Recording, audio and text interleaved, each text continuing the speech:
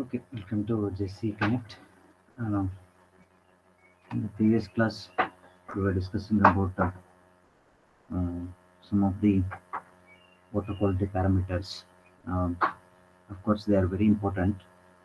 If you understood the all water quality parameters, um, so 50% of the environmental engineering concepts you have understood. Okay, so we in the previous class we covered the sulfates also. So in the sulfates, of course, it is a major source of sulfates are the human faces, or it is the municipal wastewater. To the municipal wastewater, a lot of sulfates are going to be generated. Uh, to control that, to stop that moving from the municipal wastewater to a surface water body, so you have to provide a proper treatment plant facilities. Okay, if municipal wastewater is generating, if the municipal wastewater is generating, if it is generating, so proper wastewater treatment plant WWTP. Okay, wastewater treatment plant has to be provided, and the most of the sulfate has to be removed in the wastewater treatment plant. Then you can discharge the water to a surface water body. Okay, so thereby you are protecting the movement of sulfates in the water body. Okay, so we're discussing about the nitrogen component. So in that the nitrogen component is also a source of the municipal wastewater treatment plant. Okay, if the municipal wastewater consists of nitrates as well as phosphates, very important. So I say it is nitrogen or nitrates. Of course, in all these forms, we talked about four different forms of nitrogens. That is nitrate, nitrite, ammonia nitrogen, and organic nitrogen. In all these cases, N is there. Okay, all these cases N will be there. But from municipal wastewater treatment plant, okay, see the nitrates will come back or it will join to a surface water body. Okay, not the nitrates, not the ammonia or the organic nitrogen. Okay, remember that. Then, with the help of the bacteria, nitrifying and denitrifying bacteria, so definitely there is a conversion is going to happen from nitrite to nitrate, nitrate to nitrite. Okay, then ammonia nitrogen to nitrate. So there's all conversions are going to happen with the help of this nitrifying and denitrifying bacteria. Okay. If you observe um, the nitrogen cycle, you observe the nitrogen cycle, or if you go through the nitrogen cycle, how this nitrogen is um, transferring from one body to other body. For example, um, how just I'll within 1 or 2 minutes I'll explain how exactly the movement is happening. So initially, the nitrates consist of any plant or a wood. Suppose if it is going to die, okay, if the plant is going to die after some time, okay, then where it will fall on the soil, okay, whatever the plant is there, plant it is going to die.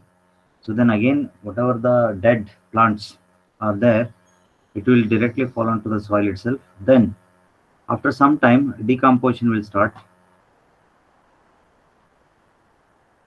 Decomposition. During decomposition process, you can feel some of the smell. Okay, uh, fall smell you can feel that. So that fall smell is nothing but the nitrate smell, or it will be some of the nitrogen gases releasing from that component. Okay, see once that the plant consists of nitrogen, very important.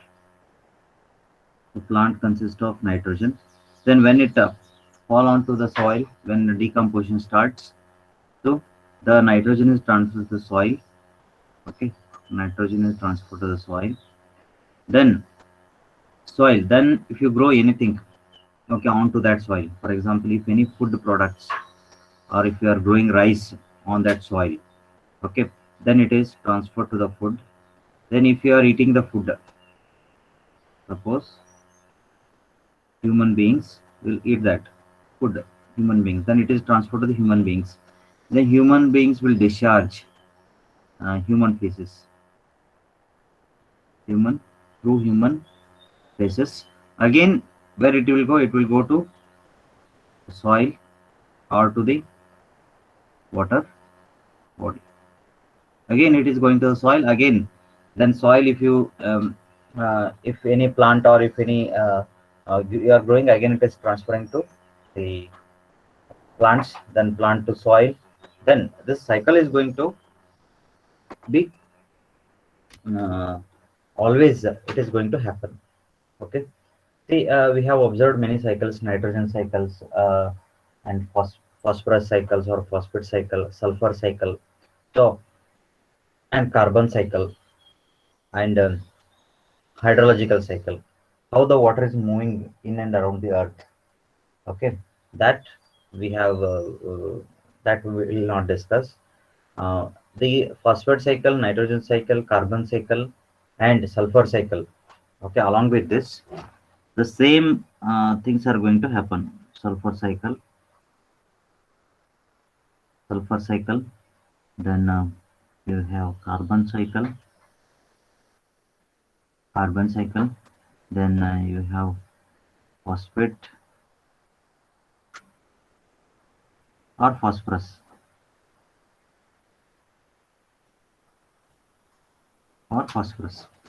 See, all these cycles you can call it as biogeochemical cycles. Okay, biogeochemical cycles. Why we can call it as biogeochemical cycles? Okay, here I used biogeochemical.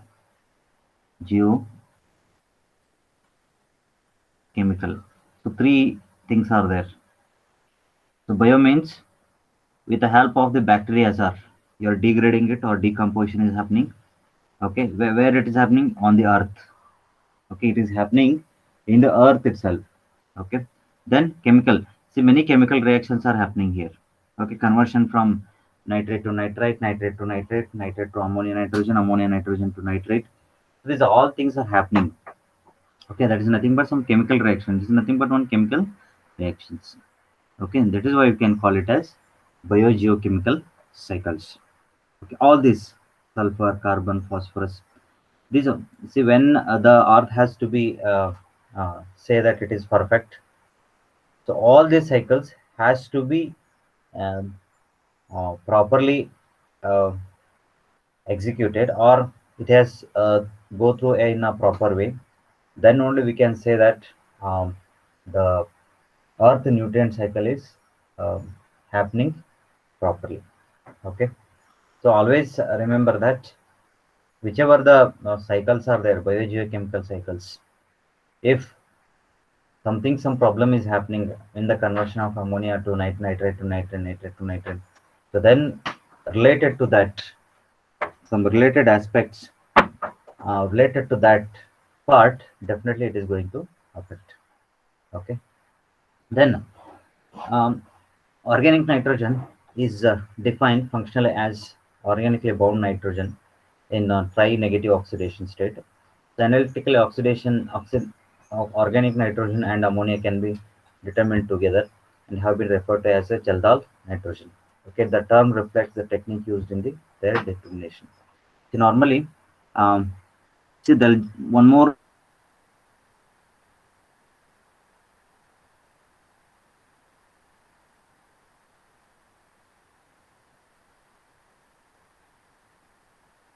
nitrogen called Jaldal nitrogen. Why we have used this term Jaldal nitrogen? Jaldal nitrogen is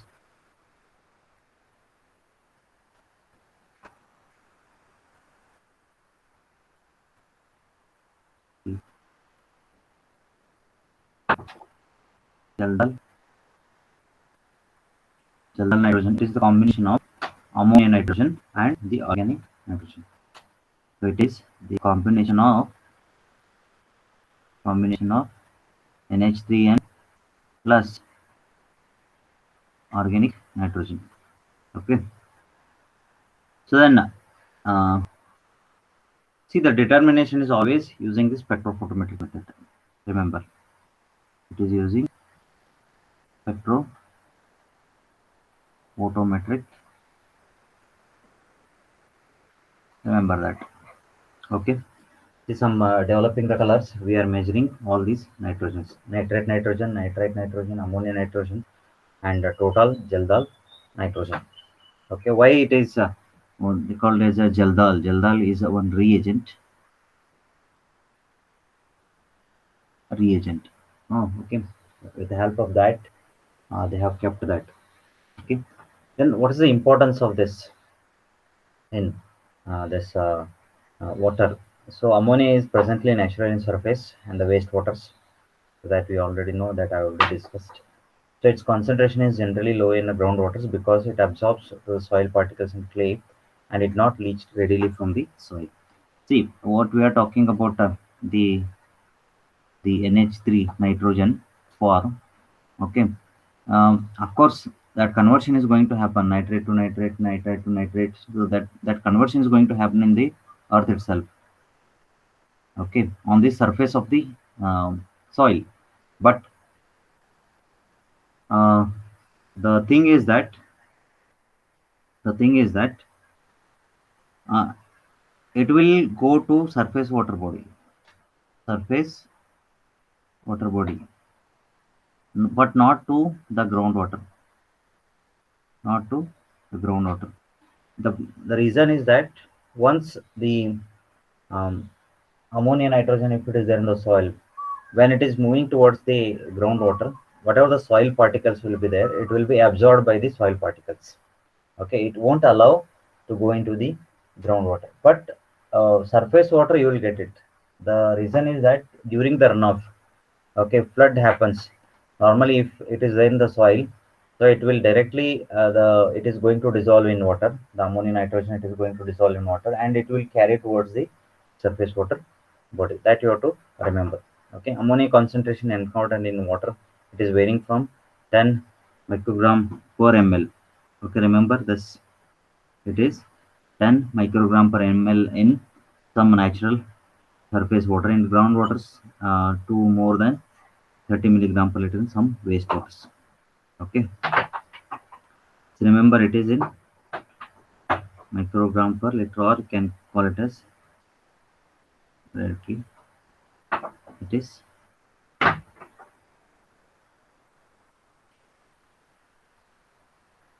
very less. You can say it is microgram per liter. Remember, once it is very less, but here you can say it is 30 milligram per liter in wastewaters. I already said that municipal wastewater is a source. Municipal wastewater is the source. Okay, you won't get any the ammonia nitrogen in the surface. Um, but um, of course, if you don't treat it, definitely there are many chances that in rivers you will get it. Okay, remember that. So nitrate generally occurs in a trace quantities in surface waters, but may attain high levels in some groundwaters. Okay, in excessive amounts, it contributes to illness known as the very important disease called the methemoglobin anemia. Okay, so this we can call it as a blue baby disease. Okay, this we can call it as a blue baby disease. This is due to the consumption of high level of nitrates. Okay, methemoglobinemia. Okay, so for especially for infants, this disease in most of the Western country it is there. Okay, you can see there is the skin will be blue in color. That is due to high consumption of nitrates. So, as for IS or standards, you will say that IS 10,500 2012, um, it says that um, 40 milligram per liter is the optimum. Is the optimum.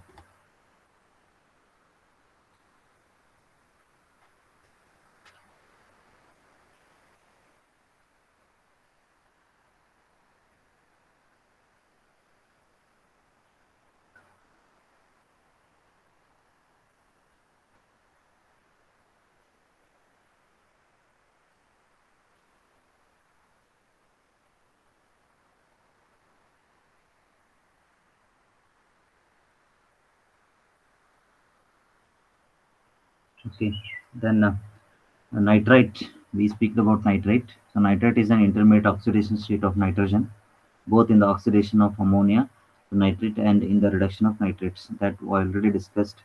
The conversion of the nitrate to nitrate, then nitrite to nitrate, then ammonia nitrogen. This is going to happen in nitrogen cycle with the help of nitrifying and denitrifying bacteria.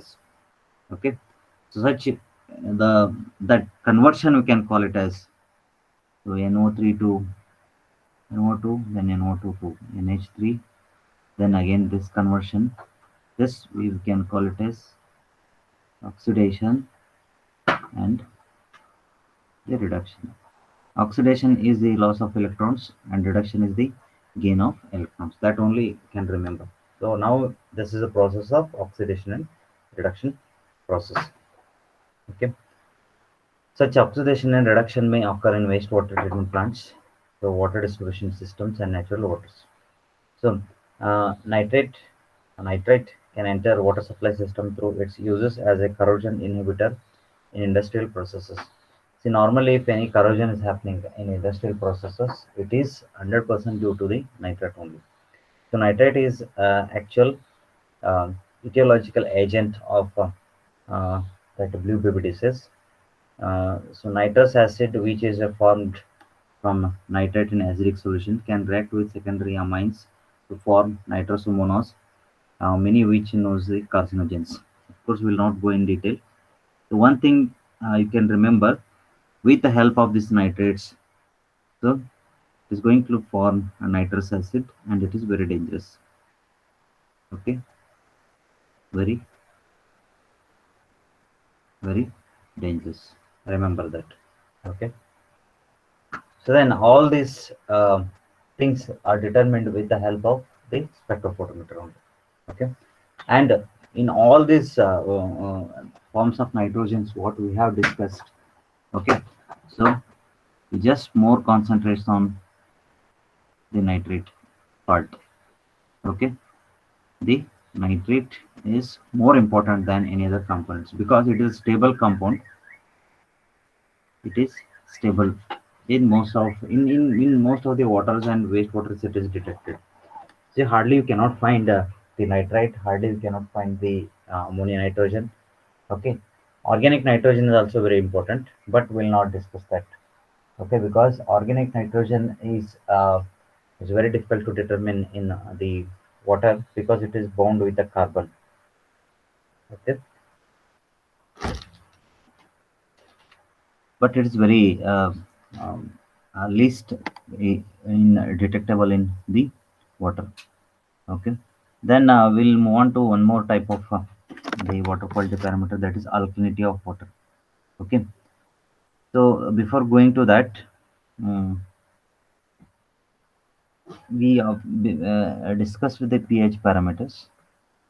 So if pH is 0 to 7, it is acidic. If the pH is 7 to 14, it is the basic, means it is a base. Okay, then um, acids are causing to decrease in the pH. Okay, decrease in the pH. If I add bases, there will be increase in the pH. Okay, that thing you have to remember whenever if you are discussing with all these alkalinity parameters. Then what is this alkalinity of water is? So alkalinity is the presence of sufficient alkaline ions in water.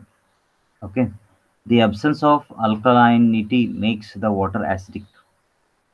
Okay, so water is said to be alkaline when the pH of the water is above 7. Okay, so alkali and alkalinity both are different. Remember,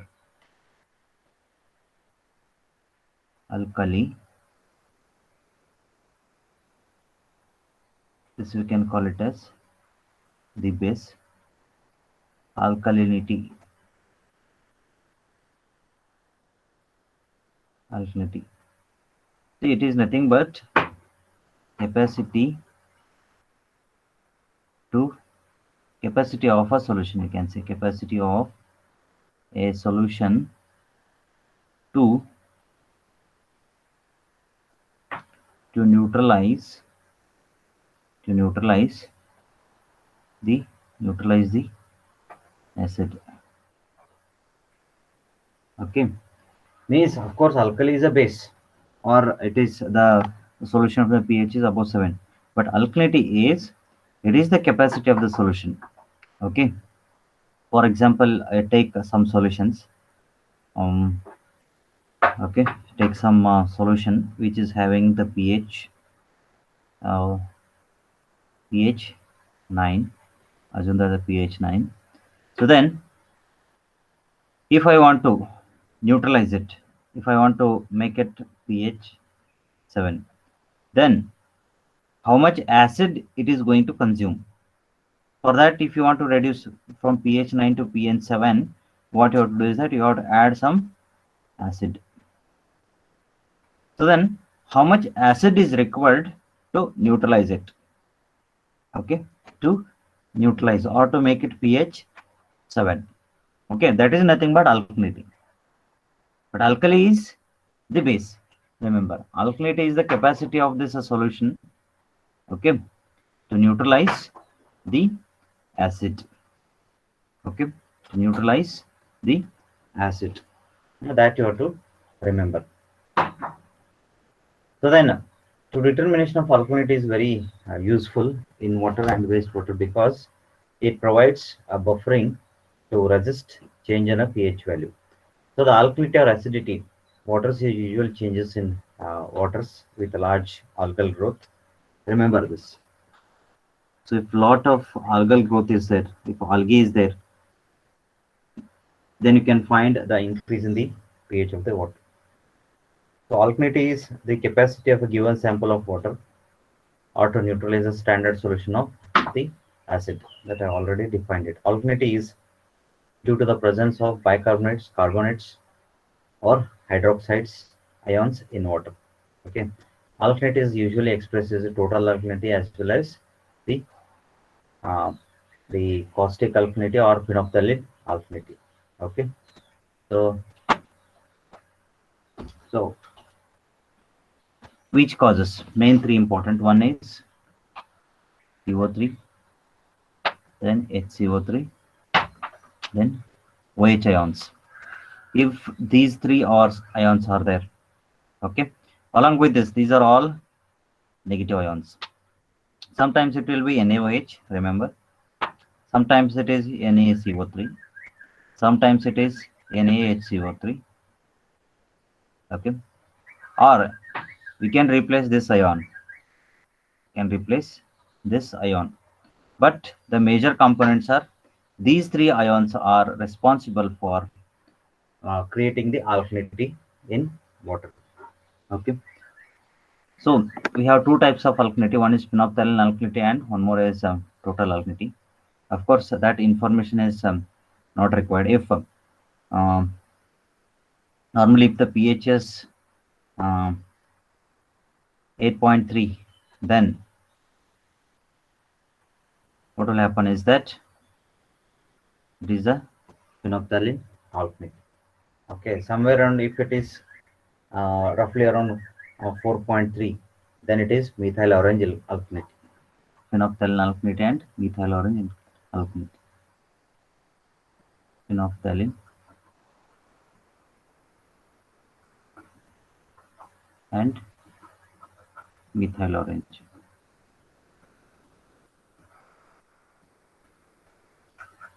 So these two are indicators.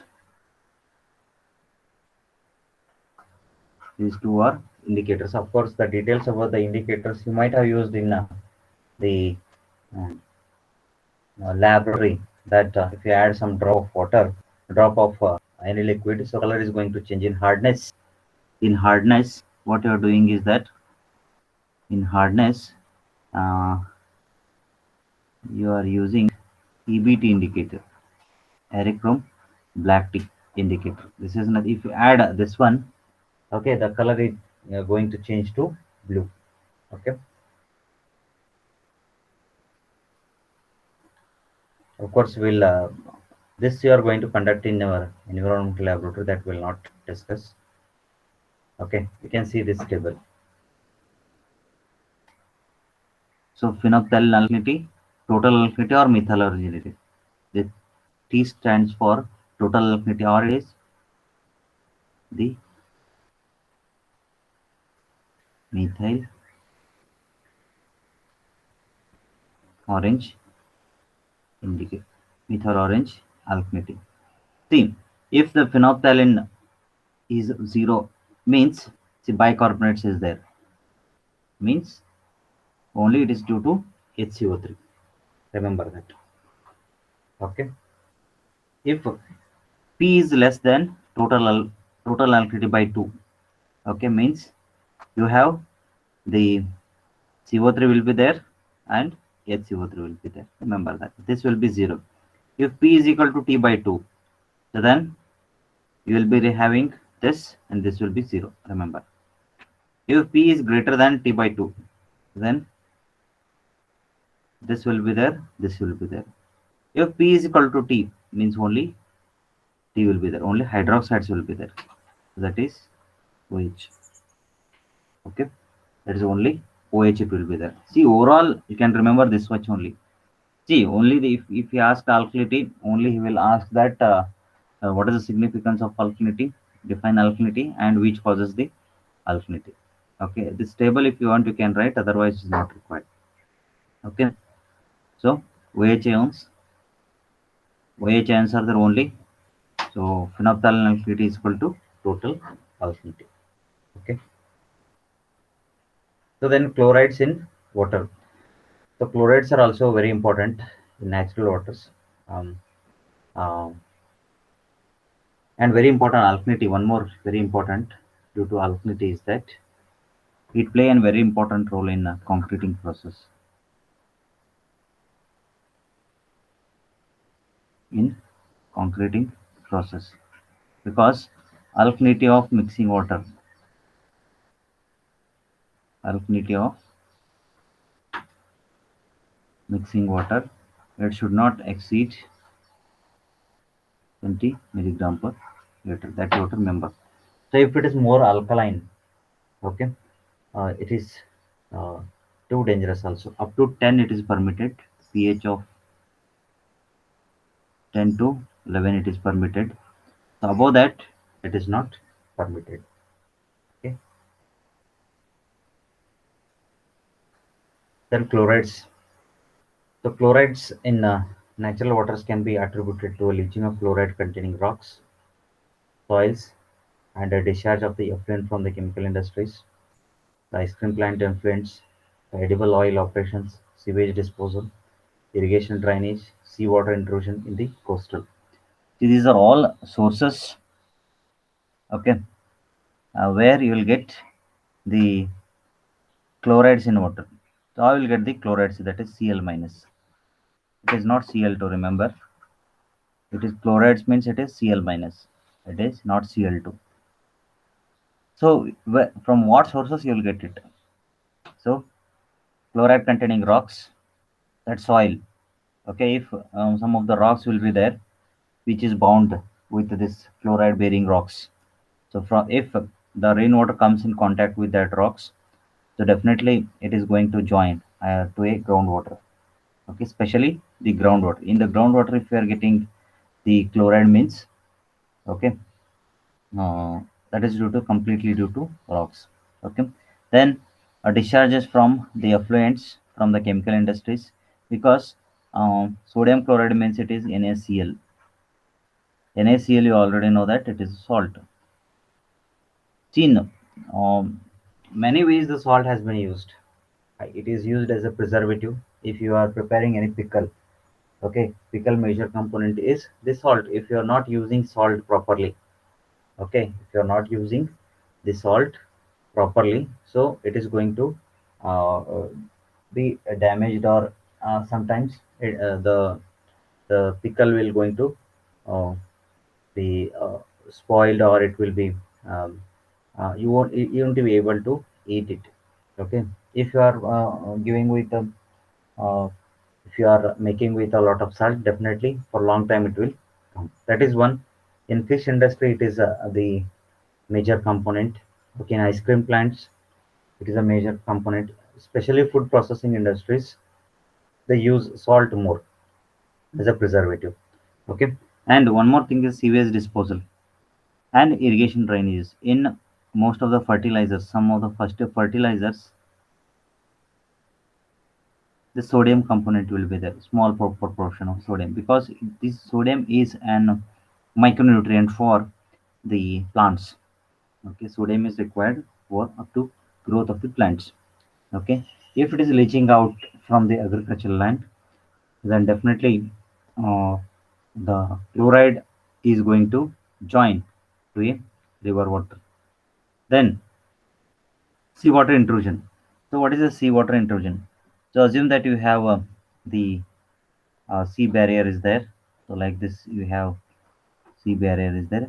So this is the where the um, some other type of land, where you can see it is agriculture land. And suppose if you dig a borewell here at this point, suppose at this point, this is the boundary of the seawater. Assume that. Suppose if you dig any well at this point, most of the time what will happen is that this whatever the seawater is there, it will come and it will join to this groundwater. Okay, it will come and it will join to a ground water. Why it is happening? Because if the barrier, whatever the barrier is there, soil barrier, if it is more pervious, okay, here whatever the, if it is pervious, then the seawater will enter to this borewell. Okay, that we can call it as a seawater intrusion to a borewell. Means seawater is entering to a groundwater. Okay, other than the uh, seawater barrier, or it is coming out from the barrier of the seawater.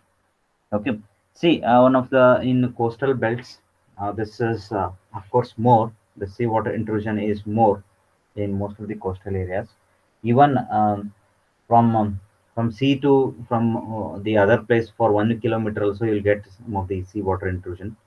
That is due to the problem is related to the only, that is the pervious type of soil, or it is the capacity of the soil which is not which is allowing the water to enter to the borewells. Okay, this is one. And irrigation practices and sewage disposal. How exactly in sewage disposal you will get the sodium? You will eat the salt. For example, if you will eat the normally for our human body, we require 5 gram per day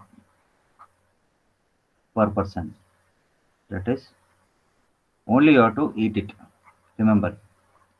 So this is the maximum level. Only you have to eat 5 gram per day per person. Even the kids, it's very less. It is 1 to 2 gram per day per person is required. So this much only our body is required. Suppose if you eat more, see, as for our survey, Indians will eat more salt.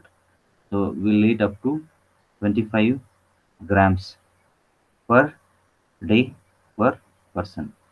So this is more on an average. So what will happen is that only it will take this much 5 grams. It will take only 5 grams. Then remaining whatever the 20, it will uh, go as a waste, and it will come out from the human feces. Human human feces, or through the urine it will come out. Okay, so that is why always and the doctors will recommend that not to eat more salt, because it will lead to a hypertension. Okay, it will lead to hypertension, that you can call it as a blood pressure, because the salt content is interlinked with the your human health. If you are eating more salt, okay, definitely the BP is going to increase. Okay, that is why always they recommend that not to eat salt more. Okay, if you eat sweet, it will be sugar. If you eat the salt, it will be a blood pressure. Okay, remember that. So that is why it has its own importance in chloride. So that is why the even the drinking water they recommend that you're not supposed to eat the more chloride containing water because it is more corrosive in nature. So that it is more corrosive in nature. Even some of the bone related related diseases, bone related diseases will be occurred. Okay, how exactly it is going to bone related disease? See if joint pains, if it is coming, or if wherever the joints, if any gap is forming, means uh, most of the reaction. What I'll tell you, what is going to happen. So your bones are made up of calcium. When it is going to react with a Cl, that is calcium chloride. So CaCl2, and this is more toxic in nature. And definitely the bones erosion is going to start. You can call it a soil erosion, like bones erosion will start. Bones erosion. Okay. Thereby they will recommend that as for IS should not exceed more than 250 milligram per liter. Okay. And this chloride is determined with the help of titration method. Remember, that's it. With the help of titration method, we are measuring the chloride. Okay. So the remaining one or two uh, parameters are left. We'll try to cover that aspects uh, in the uh, next class.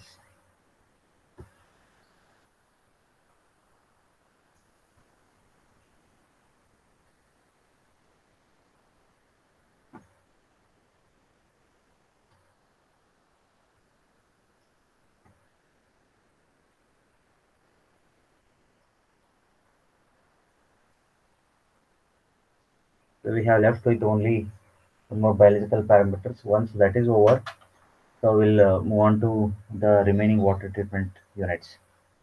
Okay, and then we'll try to cover that also, because second module is little bit bigger than the first module. Um, third module is little bit it will take very less time. Okay, so in the second module he has kept all water quality parameters, and along with some treatment units also he has kept. Okay, if